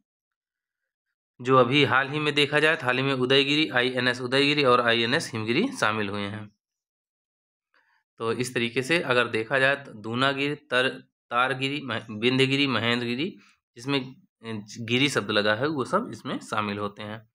41 नंबर देखते हैं। हाल ही में भारतीय नौसेना में शामिल सर्वेक्षण पोत इच्छक से संबंधित कथनों पर विचार कीजिए। कौन सा पोत है? इच्छक है। यह 2 डीजल इंजनों से 18 नॉट से अधिक गति प्राप्त कर सकता है। बी है इच्छक महिला अधिकारियों और नाविकों के आवास के साथ सुपुर्द किया जाने वाला पहला SBL है। नीचे दिए गए कोड से सही उत्तर चुनें। ए ऑप्शन है केवल 1, बी ऑप्शन है केवल 2, सी ऑप्शन है 1 और 2 दोनों, डी ऑप्शन है ना तो 1 ना ही 2। तो अगर हम इसका 41 नंबर का आंसर देखें तो इसमें है दोनों सही हैं। कैसे? भारत में समुद्री सर्वेक्षण बेड़े को मजबूत करने के लिए इच्छक सर्वेक्षण पोत श्रृंखला, SBL का मतलब वो सर्वेक्षण पोत श्रृंखला है, का तीसरा जहाज कोलकाता में भारतीय नौसेना को सुपुर्द किया गया जिसका नाम इच्छक था। 3400 टन विस्थापन वाले इच्छक की कुल 110 मीटर लंबाई है। 2 डीजल इंजन लगे हैं जिसमें से 18 नॉट से अधिक गति प्राप्त कर सकता है। इच्छक जो है महिला अधिकारियों और नाविकों के आवास के साथ सुपुर्द किया जाने वाला SBL है जो नौसेना के विकास के लिए है। तो ये हमारा सी ऑप्शन सही हो जाएगा। 42 नंबर क्वेश्चन देखें। भारत का पहला पशु स्टेम सेल बायो बैंक कहाँ स्थापित किया गया। ए ऑप्शन है गुवाहाटी, बी ऑप्शन है जैसलमेर, सी ऑप्शन है हैदराबाद, डी ऑप्शन है नागपुर। इसको देखें तो जो पशु स्टेम सेल बायो बैंक है ये उद्घाटित हुआ कहाँ? हैदराबाद में। इसमें stem cell culture unit, 3D bio printer, bacterial cultural lab, cryo storage, autoclave कक्ष, उन्नत एयर हैंडलिंग सिस्टम, ये सारी चीज़ें उपलब्ध कराई जा रही हैं। 43 नंबर क्वेश्चन देखते हैं, निम्नलिखित में से कौन सा कथन सही है। पहला है, विश्व स्वास्थ्य संगठन ने प्रमाणित किया है कि केन्या मानव अफ्रीकी ट्राइपैनोसोमियासिस रोग से मुक्त होने वाला दुनिया का पहला देश बन गया। दूसरा कथन है, मानव अफ्रीकी ट्राइपैनोसोमियासिस केन्या में समाप्त होने वाला दूसरा उपेक्षित उष्णकटिबंधीय रोग है। कोड है ए ऑप्शन केवल एक, बी ऑप्शन है केवल दो, सी ऑप्शन है एक और दो दोनों, डी ऑप्शन है ना तो एक ना ही दो। तो अगर हम इसको देखें तो इसमें पहला गलत है, क्योंकि विश्व स्वास्थ्य संगठन ने प्रमाणित किया है केन्या मानव अफ्रीकी ट्राइपैनोसोमियासिस रोग से मुक्त होने वाला दुनिया का पहला देश ना होके 10वां देश है, तो पहला गलत हो गया। दूसरा है, इससे 2018 में केन्या को मानव अफ्रीकी ट्राइपैनोसोमियासिस केन्या में समाप्त होने वाला दूसरा उपेक्षित उष्णकटिबंधीय है, तो ये तो सही है। तो हमारा कौन सा सही हो जाएगा, बी ऑप्शन केवल दो सही हो जाएगा। 44 नंबर क्वेश्चन देखते हैं, 8 अगस्त 2025 को इसरो ने किस निजी अंतरिक्ष कंपनी से विक्रम फर्स्ट प्रक्षेपण यान के प्रथम चरण कलाम 1200 मोटर का प्रथम स्थैतिक परीक्षण किया। इसकी बात करें, ए ऑप्शन है Messrs Skyroot aerospace private limited, B option है Adani enterprises limited, C option है रिलायंस इंडस्ट्रीज लिमिटेड और डी ऑप्शन है हिंदुस्तान एरोनॉटिक्स लिमिटेड। इसको देखें अगर, तो ये Messrs Skyroot aerospace private limited की सहायता से विक्रम फर्स्ट प्रक्षेपण यान का चरण प्रथम कलाम 1200 मोटर का प्रथम स्थैतिक परीक्षण किया गया है, तो ऑप्शन ए हमारा सही हो जाएगा। अगला क्वेश्चन है, हाल ही में शुरू की गई कैच पहल CATCH संबंधित है। ए ऑप्शन है 6 से 14 वर्ष तक के बच्चों की शिक्षा, बी ऑप्शन है महिला सुरक्षा से संबंधित है, सी ऑप्शन है कैंसर देखभाल और उपचार के लिए AI व तकनीक नवाचार बढ़ाने का कार्यक्रम, डी ऑप्शन है किडनैप हुए बच्चों को उनके परिवार से मिलाना। तो कैच पहल का संबंध जो है कैंसर से है। किसके तहत, cancer AI and technology challenge इसका पूरा नाम है, तो इसके तहत कैंसर के निदान परीक्षण ये सारी चीज़ें इसमें शामिल की गई हैं।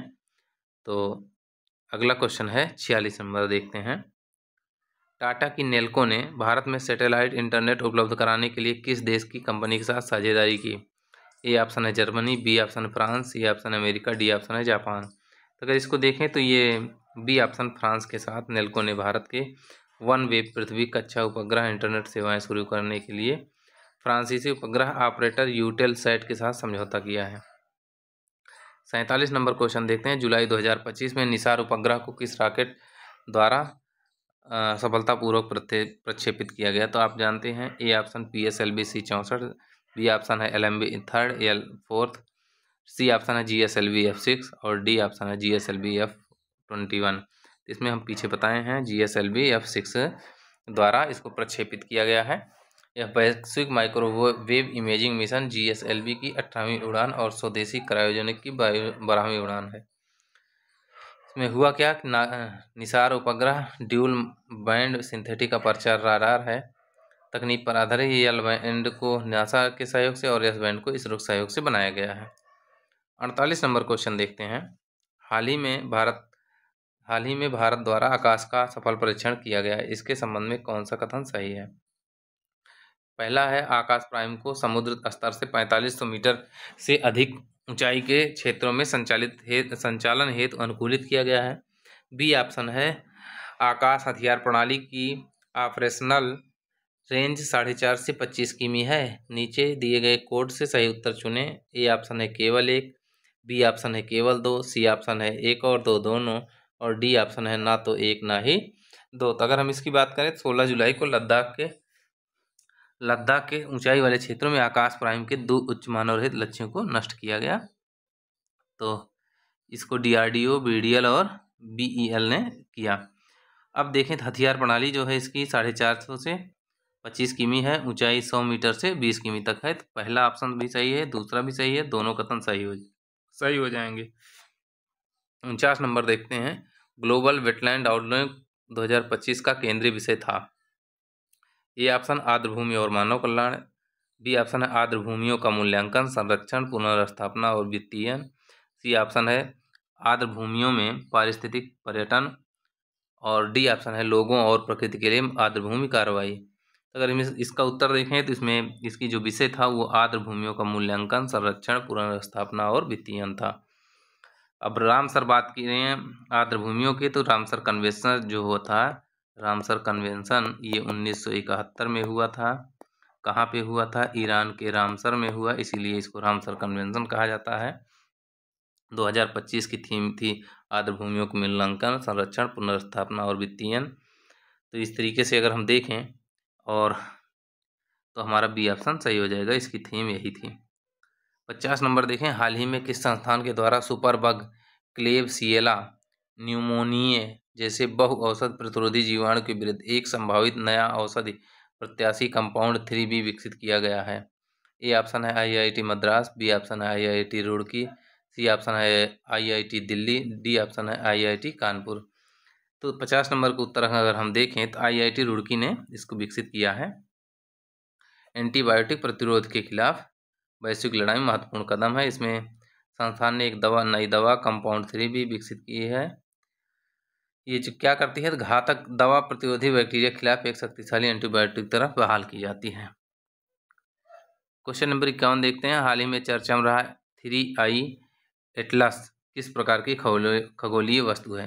ए ऑप्शन है ग्रह, बी ऑप्शन है उपग्रह, सी ऑप्शन है अंतर तारकीय धूमकेतु और डी ऑप्शन है उल्का। तो ये अंतर तारकीय धूमकेतु है जिसको नासा द्वारा वित्त पोषित चिली के रियो हुर्तादो स्थित एटलस खगोलीय सर्वेक्षण टेलीस्कोप ने किया है, जिसकी खोज। अब देखते हैं 52 नंबर, अगस्त 2025 में इलाहाबाद न्यायालय के किस न्यायाधीश के खिलाफ लोकसभा में महाभियोग प्रस्ताव पास कर दिया गया? ए ऑप्शन है justice Arindam Sinha, B option है justice Ranjan Rai, C option है जस्टिस यशवंत सिन्हा वर्मा और डी ऑप्शन है जस्टिस सिद्धार्थ वर्मा। तो इसमें C option justice Yashwant Verma के खिलाफ ये कार्रवाई हुई है, लोकसभा में पास हुआ है। ओम बिरला ने 31 जुलाई को यह प्रस्ताव प्रस्तुत किया था। 146 लोकसभा सदस्यों और 63 राज्यसभा सदस्यों ने इस पर हस्ताक्षर किया और अनुच्छेद 124(4), 217 और 218 के तहत उन्हें पद से हटाने का रास्ता साफ हो गया। तो इस तरीके से हमारा सी ऑप्शन सही हो जाएगा। 53 नंबर देखते हैं, हाल ही में चर्चा में रही कवक यानों ने निम्नलिखित में कौन सी चोटियों का सफलतापूर्वक चढ़ाई की? पहला है माउंट किलिमंजारो, बी ऑप्शन है दूसरा है माउंट एल्ब्रस, तीसरा है माउंट एवरेस्ट। कोड है कि ए ऑप्शन केवल एक, बी ऑप्शन केवल एक और दो, सी ऑप्शन है 2 और 3, डी ऑप्शन है उपरोक्त सभी। अगर हम इसको देखें तो ये जो कवक यानों हैं इन्होंने सब पे चढ़ा है, तो उपरोक्त सभी सही हो जाएगा।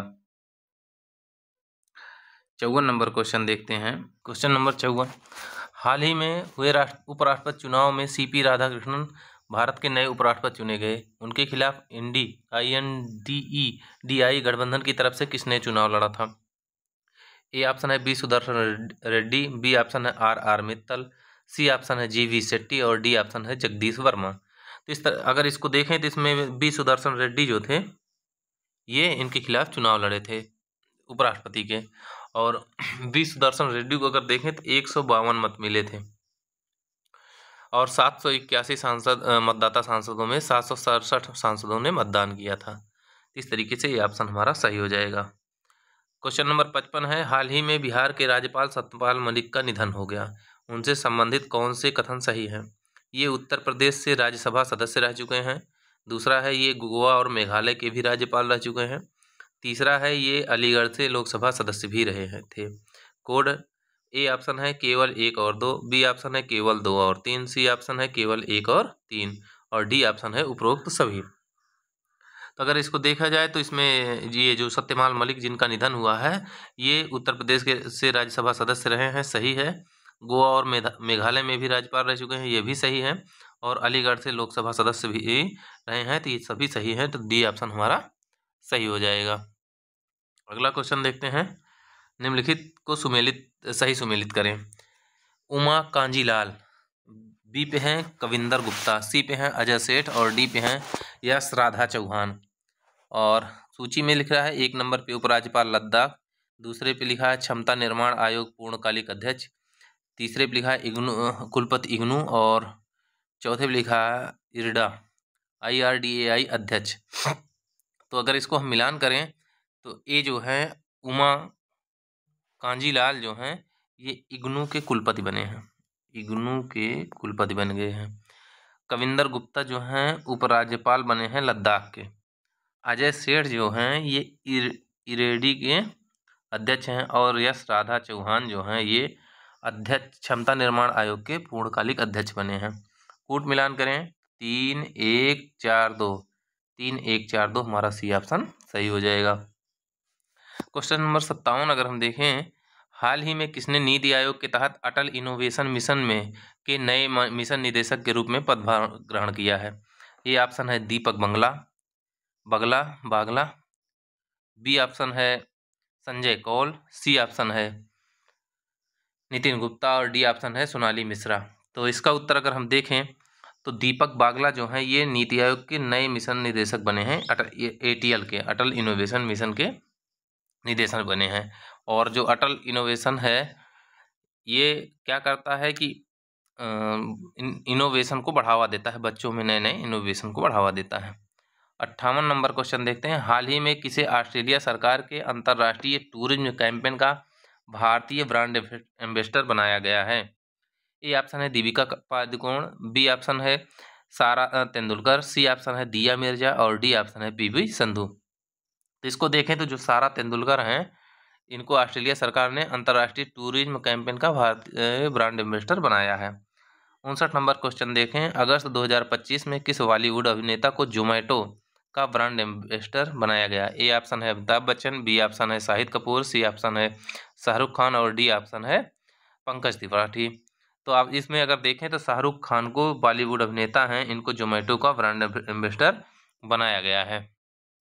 अगला क्वेश्चन 60 नंबर देखते हैं, हाल ही में यूलिया स्विरिडेंको ने किस देश की प्रधानमंत्री का पदभार ग्रहण किया? ए ऑप्शन है मैक्सिको, बी ऑप्शन है यूक्रेन, सी ऑप्शन है ब्राजील और डी ऑप्शन है न्यूजीलैंड। तो इसको देखें तो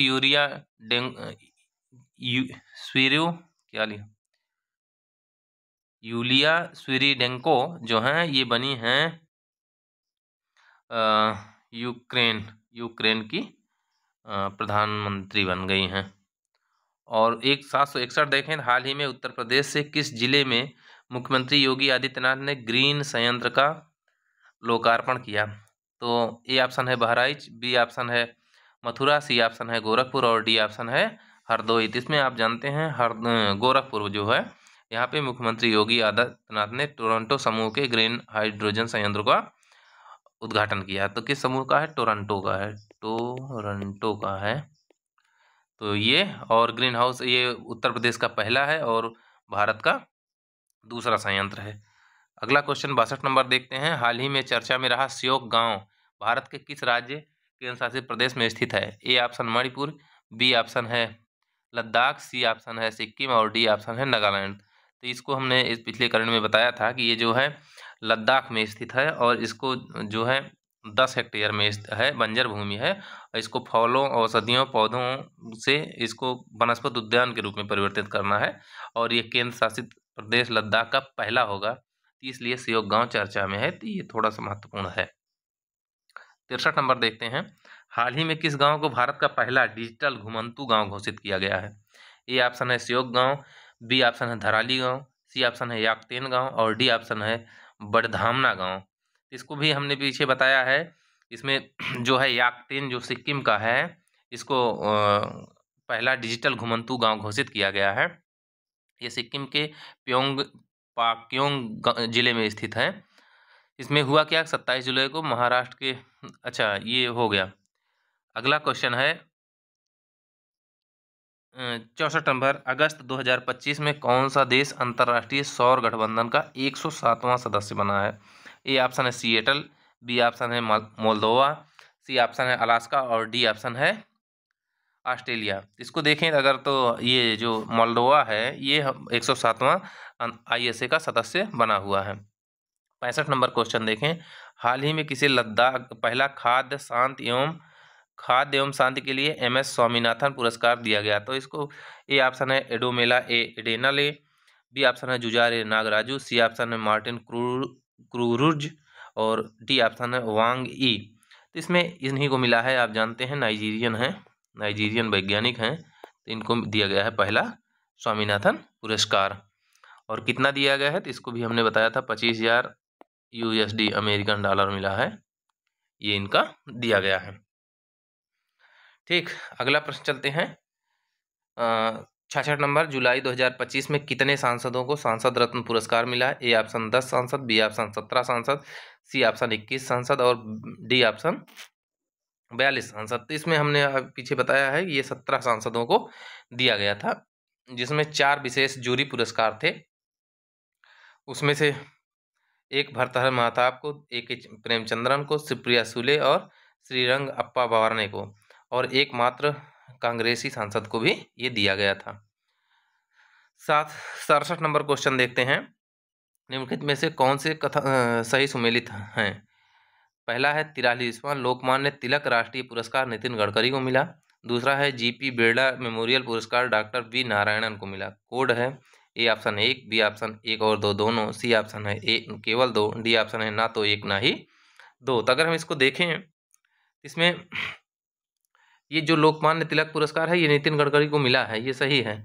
और जीपी बिरला पुरस्कार भी डॉक्टर बी नारायणन को मिला है, ये भी सही है। दोनों कथन हमारे सही हो जाएंगे और इस तरीके से बी ऑप्शन सही हो जाएगा। 68 नंबर क्वेश्चन देखते हैं। इसमें एक तरफ पुरस्कार दिया हुआ है, दूसरी तरफ सूची दिया है किसको मिला है। तो ये पहला है सासाकाव पुरस्कार 2025। दूसरे पे है संयुक्त राष्ट्र नेल्सन रोहिल हला मंडेला पुरस्कार 2025। तीसरा है संयुक्त राष्ट्र जनसंख्या पुरस्कार 2025 और चौथा है पेन पिंटर पुरस्कार 2025। दूसरी सूची में ए नंबर पे है वर्षा देशपांडे, बी नंबर पे है ब्रेडा रेनाल्डस, सी नंबर पे है मृत्युंजय मोहापात्रा और डी नंबर पे है अबुलेला। तो अगर हम इसको देखें, मिलान करें, तो जो ससाकावा पुरस्कार दिया गया है ये मृत्युंजय महापात्रा को दिया गया है, ये भारत के हैं। और इन्हीं के साथ हरकुंती रहाय को मिला है जो इंडोनेशिया के हैं। और नेल्सन मंडेला पुरस्कार देखें तो ब्रेडा रेनाल्डस को मिला है और कनेडी ओडेडे को मिला है जो केन्या के हैं। तो ये किसका मिला है? ब्रेडा रेनाल्डस को। संयुक्त राष्ट्र जनसंख्या पुरस्कार, इसको पीछे हमने बताया है, तो ये वर्षा देशपांडे को मिला है। और पेन पिंटर पुरस्कार 2025 लीला अबुलेला को मिला है। तो अगर इसका हम मिलान करें तो 3, 2, 1, 4, 3, अच्छा ABCD मिलाना, एक पे CBAD,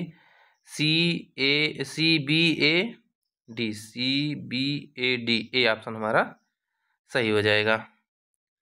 69 नंबर देखते हैं। 31वां राष्ट्रीय फिल्म पुरस्कार 2023 के संबंध में कौन से सुमेलित हैं? पहला है सर्वश्रेष्ठ feature film, 12th fail Hindi में है। और सर्वश्रेष्ठ निदेशक जो हैं ये बने हैं विधु विनोद चोपड़ा। तो अगर हम इसको देखें तो सर्वश्रेष्ठ फीचर फिल्म जो है वो विधु विनोद 12th फेल है और विधु विनोद चोपड़ा की है। ये दोनों कथन हमारे सही हो जाते हैं। इस तरीके से हम उत्तर देखें तो हमारा ऑप्शन सी सही हो जाएगा। ये 69 नंबर हो गया। 69 नंबर सर्वश्रेष्ठ फीचर फिल्म ये है विधु विनोद चोपड़ा की है। अच्छा, इसमें ये एक काम कर रहा है, ये सर्वश्रेष्ठ निदेशक का पूछ रहा है, ना कि 12th वाले की। तो ये जो विधु विनोद चोपड़ा हैं ये 12th फेल के हैं, तो ये तो भाई सही है पहला। दूसरा जो है सर्वश्रेष्ठ निदेशक जो हैं वो सुदीप्तो सेन बने हैं द केरला स्टोरी जो हैं। तो सुदीप्तो ये विधु विनोद 12th फेल के हैं और सुदीप्तो चौधरी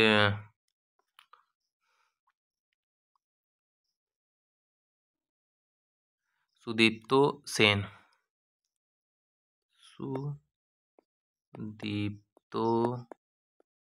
सेन ये हो गया। तो हमारा ए ऑप्शन सही हो जाएगा।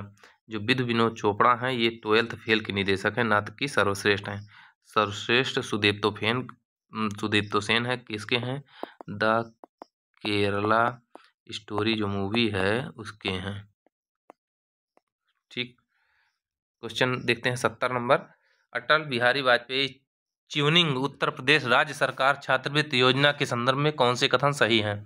पहला है यह योजना यूनाइटेड किंगडम के the foreign Commonwealth and development office FCDO के सहयोग से संचालित की जाएगी।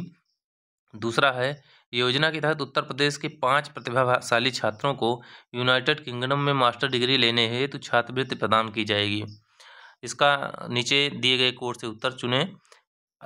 ए ऑप्शन है केवल 1, बी ऑप्शन है केवल 2, सी ऑप्शन है 1 और 2 दोनों, और डी ऑप्शन है ना तो 1 ना तो 2। तो ये पहला सही है और दूसरा सही है, तो हमारा सी ऑप्शन सही हो जाएगा। 7 अगस्त की बात है, उत्तर प्रदेश मंत्रिमंडल ने यह योजना संचालित करने की स्वीकृति दी। तो इसको the foreign Commonwealth development office United kingdom के सहयोग से संचालित होगा। 5 प्रतिभाशाली छात्रों को यूनाइटेड किंगडम में मास्टर डिग्री लेने हेतु छात्रवृत्ति दी जाएगी। तो यूके के किसी भी मान्यता प्राप्त विश्वविद्यालय से एक विषय में 1 वर्ष के लिए ये छात्रवृत्ति प्रदान की जाएगी।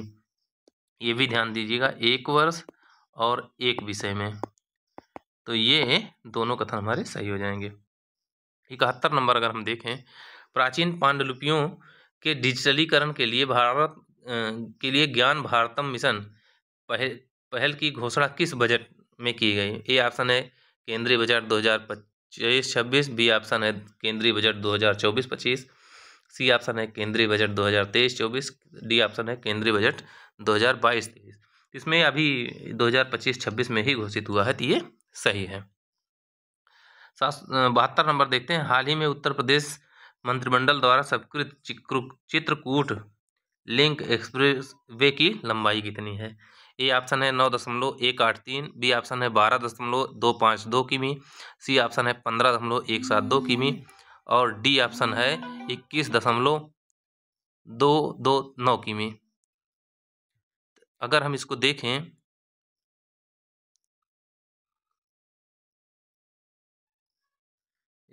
कौन सा सही है, तो 72 नंबर में, एक सेकंड, तो 72 नंबर में हमारा सही कौन सा हो जाएगा? सी वाला, 15.172 किलोमीटर ये लंबा होगा, और इसकी लागत जो होगी 939.67 करोड़ रुपए होगी। ये Chitrakoot express way link Chitrakoot जिले के भरतकूप के निकट प्रारंभ होकर चित्रकूट जिले के अहमदगंज में समाप्त हो जाएगा। तो हमारा सी ऑप्शन सही हो गया। 73 नंबर क्वेश्चन है, निम्नलिखित को सही सुमेलित करें। एक तरफ ऑपरेशन अभियान दिया है, दूसरी तरफ आयोजन स्थल दिया गया है। 1 नंबर पे है स्लिनेक्स 2025, 2 नंबर पे है सिम्बेक्स 2025, तीसरे नंबर पे है अभ्यास बोल्ड कुरुक्षेत्र 2025, और चौथे नंबर पे है अभ्यास तिलिस्म सेवर 2025। आयोजन स्थल है ए नंबर पे सिंगापुर, बी पे ऑस्ट्रेलिया, सी पे भारत और डी पे श्रीलंका। तो अगर हम इसका मिलान करें 73 नंबर का, तो इसलिए नेक्स्ट जो हुआ है ये भारत श्रीलंका के बीच नौसे हुआ है, और कहाँ हुआ है? ये श्रीलंका में हुआ है, कोलंबो में। दूसरा है सिम्बेक्स जो हुआ है ये भारत सिंगापुर के बीच हुआ है, और कहाँ आयोजित हुआ है? तो सिम्बेक्स जो है सिंगापुर में आयोजित हुआ है। तीसरा है अभ्यास बोल्ड कुरुक्षेत्र, ये जो है भारत और सिंगापुर के बीच हुआ है, और कहाँ हुआ है? तो राजस्थान भारत में हुआ है। और अभ्यास तिलिस्म सेवर जो है ये ऑस्ट्रेलिया में हुआ है, भारत और ऑस्ट्रेलिया के रक्षा बलों के बीच। ऑस्ट्रेलियाई रक्षा बलों और भारत भी शामिल था, और यूनाइटेड स्टेट्स आर्म फोर्सेस भी शामिल थी। मिलान करते हैं इसका, 4 1 2 4 1 3 2 4, मतलब DACB सी ऑप्शन हमारा सही हो जाएगा। 74 नंबर क्वेश्चन देखते हैं, निम्नलिखित में से कौन सा सही सुमेलित नहीं है? इसमें है, पहला है युवा बौद्ध विद्वानों का तीसरा अंतर्राष्ट्रीय सम्मेलन 2025, 21वीं सदी में बुद्ध धम्म में ज्ञान संचरण। दूसरा है बी ऑप्शन है राष्ट्रीय संगोष्ठी मापिकी 2025, मापन हर समय हर व्यक्ति के लिए। सी ऑप्शन है महत्वपूर्ण खनिजों पर राष्ट्रीय सम्मेलन 2025, महत्वपूर्ण खनिज अन्वेषण और दोहन।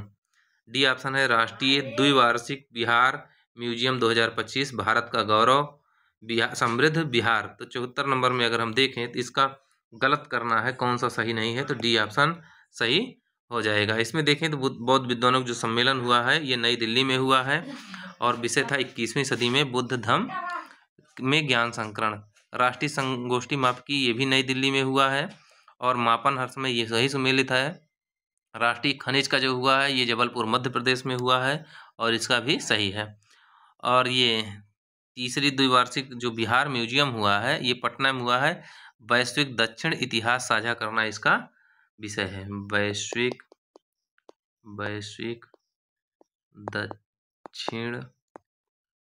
दक्षिण इतिहास साझा करना, इतिहास साझा करना, तो हमारा ये सही हो गया। 75 नंबर क्वेश्चन देखते हैं। पूर्वोत्तर भारत के 75 नंबर क्वेश्चन देखते हैं। पूर्वोत्तर भारत में शिक्षा का विकास विषय पर प्रदर्शनी 2025 का आयोजन किस राज्य में हुआ? ए ऑप्शन है नागालैंड, बी ऑप्शन है अरुणाचल प्रदेश, सी ऑप्शन है मणिपुर और डी ऑप्शन है असम।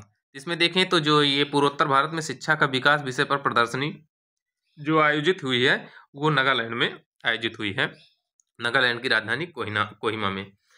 76 नंबर क्वेश्चन देखते हैं। दो सूचियां हैं, सम्मेलन और महोत्सव है, और दूसरी सूची में आयोजन स्थल है। तो पहला है 16वां इंडिया ट्रेड फेयर 2025, दूसरा है 14वां अंतर्राष्ट्रीय विरासत पर्यटन सम्मेलन 2025, तीसरा है 20वां एशिया मीडिया शिखर सम्मेलन 2025 और चौथा है 50वीं आसियान विदेशी मंत्रियों की बैठक 2025। और दूसरी तरफ है आयोजन स्थल है, ए पे है जापान, बी पे है भारत, सी पे है कंबोडिया और डी पे है मलेशिया। इसका अगर हम मिलान करें तो पहला है इंडिया 16वां इंडिया ट्रेड फेयर जो है ये आयोजित हुआ है जापान में। दूसरा है 14वां अंतर्राष्ट्रीय विरासत पर्यटन सम्मेलन, ये आयोजित हुआ है भारत में। 20वां एशिया मीडिया शिखर सम्मेलन आयोजित हुआ है कंबोडिया में, और 58वीं आसियान विदेश मंत्रियों बैठक मलेशिया में हुई है। तो A B C D A option सही है। 77 नंबर क्वेश्चन देखते हैं। हाल ही में वाराणसी उत्तर प्रदेश में आयोजित युवा आध्यात्मिक शिखर सम्मेलन 2025 का मुख्य विषय क्या था? ए है नशा मुक्त युवा फॉर विकसित भारत, बी है नशा मुक्त भारत समृद्ध भारत, सी है स्वस्थ युवा समृद्ध भारत और डी है समृद्ध भारत के लिए अध्यात्म। तो 777 नंबर में अगर इसको देखें, वाराणसी में जो आयोजित हुआ युवा आध्यात्मिक शिखर सम्मेलन, इसका विषय जो था नशा मुक्त युवा फॉर विकसित भारत था। तो ये हो गया। अगला क्वेश्चन देखते हैं। 77 हो गया ना। 78 नंबर देखते हैं। हाल ही में रक्षा मंत्रालय BEL के मध्य भारतीय सेना के लिए वायु रक्षा अग्नि नियंत्रण राडारों की खरीद हेतु कितने राशि का अनुबंध हुआ? भारतीय वायु रक्षा अग्नि राडारों की खरीद के लिए ए ऑप्शन है लगभग 1200 करोड़, बी ऑप्शन है लगभग 2000 करोड़, सी ऑप्शन है लगभग 4200 करोड़ और डी ऑप्शन है लगभग 1300 करोड़। तो जो अग्नि राडार खरीदना है इसके लिए लगभग 2000 करोड़ का व्यापार हमारा समझौता हुआ है। अगला क्वेश्चन देखें तो 79 नंबर है। हाल ही में चर्चा में रही जिलांग संधि किन देशों के बीच हस्ताक्षरित हुई? कौन सी संधि की बात है? जिलांग। ए ऑप्शन है भारत रूस, बी ऑप्शन है कनाडा और भारत, सी ऑप्शन है ऑस्ट्रेलिया और ब्रिटेन, डी ऑप्शन है फिलीपींस और चीन। तो इसमें देखें तो ये जो जिलांग संधि हुई है ये ऑस्ट्रेलिया और ब्रिटेन के बीच हुई है। इसमें ऑस्ट्रेलिया पहली बार परमाणु संचालित पनडुब्बियों के निर्माण का रास्ता साफ करेगा और ब्रिटेन ऑस्ट्रेलिया को तकनीक सहायता देगा। तो क्यों हुई है? परमाणु पनडुब्बियों के विकसित करने के लिए ऑस्ट्रेलिया ने ब्रिटेन से सहायता किया है और ब्रिटेन उसकी मदद करेगा। 80 नंबर देखते हैं। जुलाई 2025 में किस राज्य को फ्रांसीसी गणराज्य के भीतर संवैधानिक रूप से एक नए राज्य के रूप में मान्यता दी गई?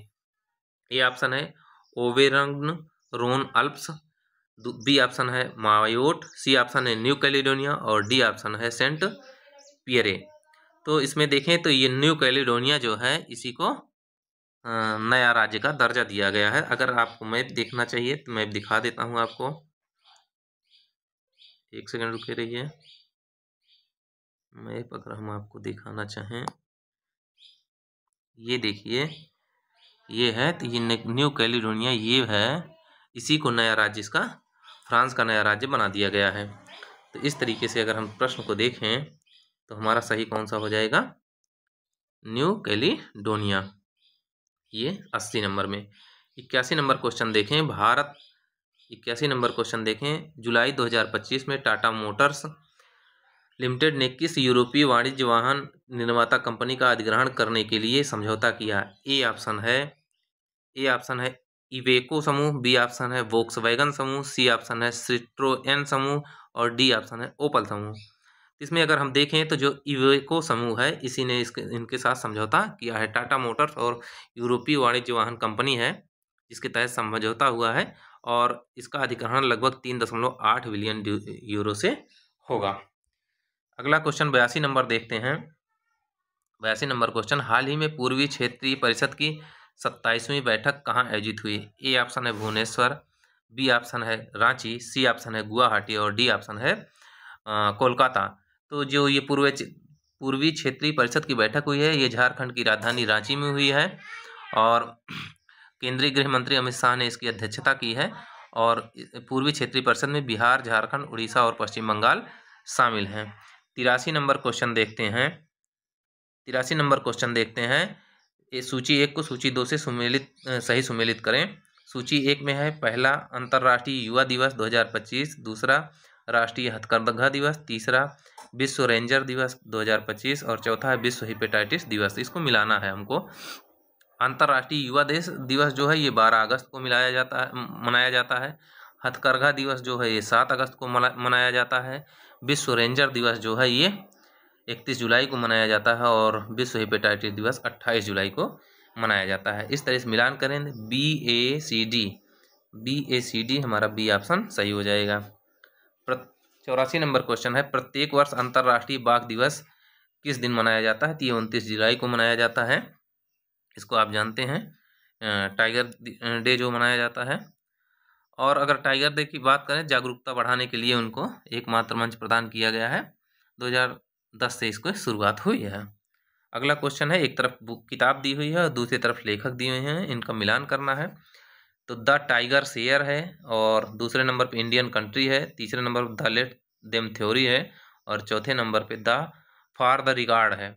और लेखक साइड पे ए नंबर पे शोभा राव, बी नंबर पे मेल रॉबिन्स, सी नंबर पे केशव गुहा और डी नंबर पे एम्मा लॉर्ड है।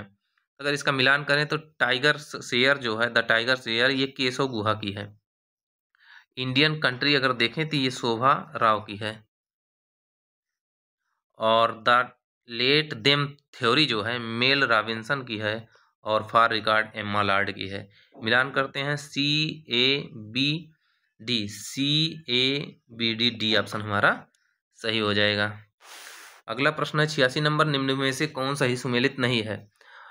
पहला ए ऑप्शन है अर्थ आवर शूट डे 2025 24 जुलाई को, बी ऑप्शन है विश्व जैविक ईंधन दिवस 2025 10 अगस्त को, सी ऑप्शन है विश्व हाथी दिवस 12 अगस्त को और डी ऑप्शन है आयकर दिवस 10 जुलाई को। इसका अगर आंसर देखें हम तो इसमें आयकर दिवस जो है ये सही सुमेलित नहीं है, ये 10 जुलाई को नहीं मनाया जाता बल्कि ये 24 जुलाई को मनाया जाता है। तो हमारा डी ऑप्शन सही हो जाएगा। 87 नंबर क्वेश्चन देखें, हाल ही में कौन सा राज्य भारत का पूर्ण डिजिटल साक्षर राज्य बना है? तो ये तो हमने बताया ही है। ए है मणिपुर, बी है गोवा, सी है केरल और डी है गुजरात। इसमें गोवा सही है। गोवा तो उसके उल्लास के तहत है और केरल पहले से है, तो हमारा सी ऑप्शन सही हो जाएगा। तो केरल को पूर्ण डिजिटल, देखिएगा इसमें पूर्ण डिजिटल साक्षर राज्य बना है, ये गोवा जो नहीं था वो लद्दाख था। तो केरल जो है ये बना हुआ है। अगला प्रश्न देखते हैं 88 नंबर, हाल ही में उत्तर प्रदेश के किस तहसील का नाम बदलकर परशुरामपुरी करने को मंजूरी दी गई थी? ये तो भाई बहुत अच्छा क्वेश्चन है। ए ऑप्शन है नजीबाबाद, बी ऑप्शन है जलालाबाद, सी ऑप्शन है इस्माइलपुर और डी ऑप्शन है नसीराबाद। तो इसमें जो जलालाबाद है ये शाहजहाँपुर जिले के जलालाबाद तहसील का नाम करने की मंजूरी दी गई है। 89 नंबर अगर हम देखें तो अगस्त 2025 में विश्व स्वास्थ्य संगठन द्वारा नेपाल में किस बीमारी को सार्वजनिक स्वास्थ्य समस्या के रूप में समाप्त घोषित किया गया है? ए है रूबेला, बी है मलेरिया, सी है डेंगू और डी है पीलिया। इसको हमने पीछे बताया ही है, रूबेला है जो जिससे नेपाल को मुक्त घोषित किया गया है WHO के द्वारा। 90 नंबर देखते हैं, हाल ही में भारत की पहली आपदा केंद्रित लिविंग लैब किस राज्य में स्थापित की गई? ए ऑप्शन है हिमाचल प्रदेश, बी ऑप्शन है उत्तराखंड, सी ऑप्शन है सिक्किम और डी ऑप्शन है केरल। तो अगर बात करें तो भारत की पहली आपदा केंद्रित लिविंग लैब जो है केरल में स्थापित की गई है। तो ये जो आपदाओं का प्रभावी ढंग से सामना करने के लिए कौशल और ज्ञान से लैस है। ये कहाँ स्थापित हुई है? केरल में। हमारा डी ऑप्शन सही हो जाएगा। 91 नंबर देखते हैं। हाल ही में रूस ने वर्ष 2036 में किस ग्रह के लिए वेनेरा डी मिशन को प्रक्षेपित करने की योजना बनाई? तो हमने इसको पीछे बताया है। ए ऑप्शन है मंगल, बी ऑप्शन है Shukra, C option Shani, D option है बृहस्पति। इसको शुक्र के लिए इसको बनाया गया है वेनेरा डी मिशन। 92 नंबर देखते हैं। भारत के पहले पूर्णतः महिला संचालित स्वच्छ स्ट्रीट फूड हब का नाम क्या है? ए है माउली, बी है जिंजा, सी है विक्टर और डी है सांझ। तो अगर हम इसको देखें तो केंद्रीय मंत्री पीयूष गोयल ने मुंबई में पहला पूर्णतः महिला संचालित स्वच्छ स्ट्रीट फूड हब जो है माउली का उद्घाटन कहाँ हुआ है? तो मुंबई में हुआ है, मुंबई में किया गया है। राइट इट इंडिया अभियान के तहत इसको किया गया है। 93 है। रेलवे पटरियों के बीच भारत में पहली बार पोर्टेबल सौर पैनल प्रणाली की स्थापना की गई थी। ये पीछे हमने बताया है। ए ऑप्शन है वाराणसी, बी ऑप्शन है गोरखपुर, सी ऑप्शन है मझगांव और डी ऑप्शन है जयपुर। तो इसमें अगर देखें तो वही वाराणसी में पोर्टेबल सौर पैनल लगाए गए हैं। अगला क्वेश्चन देखते हैं 94 को। हाल ही में किस संस्थान द्वारा जिला बाढ़ गंभीरता सूचकांक विकसित किया गया है? ए ऑप्शन है IIT दिल्ली और IIT कानपुर, बी ऑप्शन है IIT दिल्ली और IIT गांधीनगर, सी ऑप्शन है DRDO और IIT मद्रास, डी ऑप्शन है IIT रुड़की और IIT अहमदाबाद। ये क्वेश्चन भी हमने पीछे बताया है। तो इसमें IIT दिल्ली और IIT गांधीनगर ने इसको मिलकर विकसित किया है जिला बाढ़ गंभीरता सूचकांक। 95 नंबर क्वेश्चन को देखते हैं हम। 95 नंबर क्वेश्चन कहता है हाल ही में कौन सा रेलवे स्टेशन उत्तर प्रदेश का पहला निजी प्रबंधन वाला रेलवे स्टेशन बना? ये पीछे हमने बताया है। ए है Gomti Nagar railway station, B है वाराणसी रेलवे स्टेशन, सी है बदायूं रेलवे स्टेशन और डी है गाजियाबाद रेलवे स्टेशन। तो इसमें जो गोमती नगर लखनऊ का रेलवे स्टेशन है ये पहला निजी प्रबंधन वाला रेलवे स्टेशन बन गया है। 96 नंबर देखते हैं। हाल ही में जारी बांग्लादेश के पहले राष्ट्रीय बहुआयामी गरीबी सूचकांक के अनुसार कौन सा कथन सही है? पहला है कुल 3.9 करोड़ से अधिक लोग बांग्लादेश में बहुआयामी गरीबी में जीवन जी रहे हैं। दूसरा है बांग्लादेश में लगभग 3 में से 1 बच्चा 28.9% बहुआयामी गरीबी में जीवन व्यतीत कर रहा है। नीचे दिए गए कोड से सही उत्तर चुनें। ऑप्शन ए है केवल 1, ऑप्शन बी है केवल 2, ऑप्शन सी है 1 और 2 दोनों, ऑप्शन डी है ना तो 1 ना ही 2। इसमें ऑप्शन सी दोनों सही है। ये बांग्लादेश ने जारी किया है पहली बार 31 जुलाई को। इसमें बांग्लादेश के आर्थिक प्रभाग यूनिसेफ बांग्लादेश सांख्यिकी ब्यूरो द्वारा जारी किया गया है, प्लस OPHI शामिल है। तो इसमें ये बताया गया कि 3 में से 1 बच्चा बहुआयामी गरीबी के नीचे जीवन व्यतीत कर रहा है, वयस्कों की तुलना में काफ़ी अधिक है, और 3.9 करोड़ से अधिक लोग बांग्लादेश में गरीबी में जीवन जी रहे हैं। इस तरीके से ये दोनों कथन हमारे सही हो जाएंगे। 97 है। हाल ही में किस राज्य में भारत के पहले हार्नबिल संरक्षण केंद्र की स्थापना को स्वीकृति मिली? ए ऑप्शन है नागालैंड, बी ऑप्शन है असम, सी ऑप्शन है तमिलनाडु और डी ऑप्शन है उत्तराखंड। इसमें जो तमिलनाडु है यहाँ पे हार्नबिल संरक्षण के लिए पहला केंद्र स्थापित किया गया है। 98 नंबर देखते हैं। हाल ही में कर्नाटक के कोलार जिले की एक महिला ने एक नया दुर्लभ रक्त समूह पाया गया। इस रक्त समूह का नाम क्या है? तो हमने इसको बताया है पीछे। ए ऑप्शन है कर्नाटक ग्रुप, बी ऑप्शन है CRIB, सी ऑप्शन है BKNT, डी ऑप्शन है BRT। ये क्रिब जो है ये नया दुर्लभ रक्त समूह पाया गया है। तो CRIB इसका नाम दिया गया है। CR का मतलब हुआ क्रामर, IB का मतलब हुआ इंडिया बेंगलोर। तो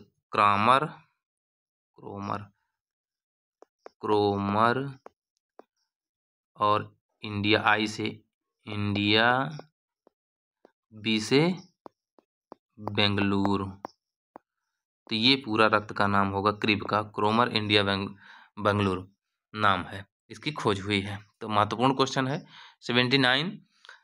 99 क्वेश्चन है। हाल ही में संपन्न एंडरसन तेंदुलकर ट्रॉफी में किसे श्रृंखला का सर्वश्रेष्ठ खिलाड़ी चुना गया? ए ऑप्शन है बेन स्टोक, बी ऑप्शन है मोहम्मद सिराज, सी ऑप्शन है जो रूट और डी ऑप्शन है शुभमन गिल।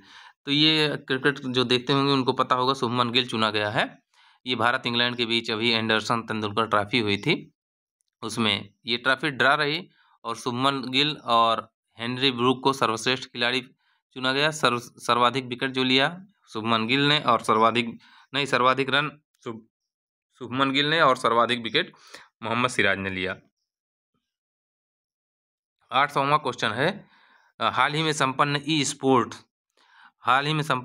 ई स्पोर्ट विश्व कप शतरंज 2025 के विजेता रहे। ए ऑप्शन है कार्ल मार्टिन, बी ऑप्शन है मैग्नस कार्लसन, सी ऑप्शन है विसेंट कीमर और डी ऑप्शन है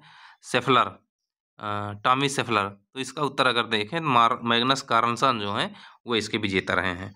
इस तरीके से हमारे 100 क्वेश्चन करंट के पूरे हुए और हम लोगों ने इसको देखा। बहुत महत्वपूर्ण क्वेश्चन है, इसको देखिए।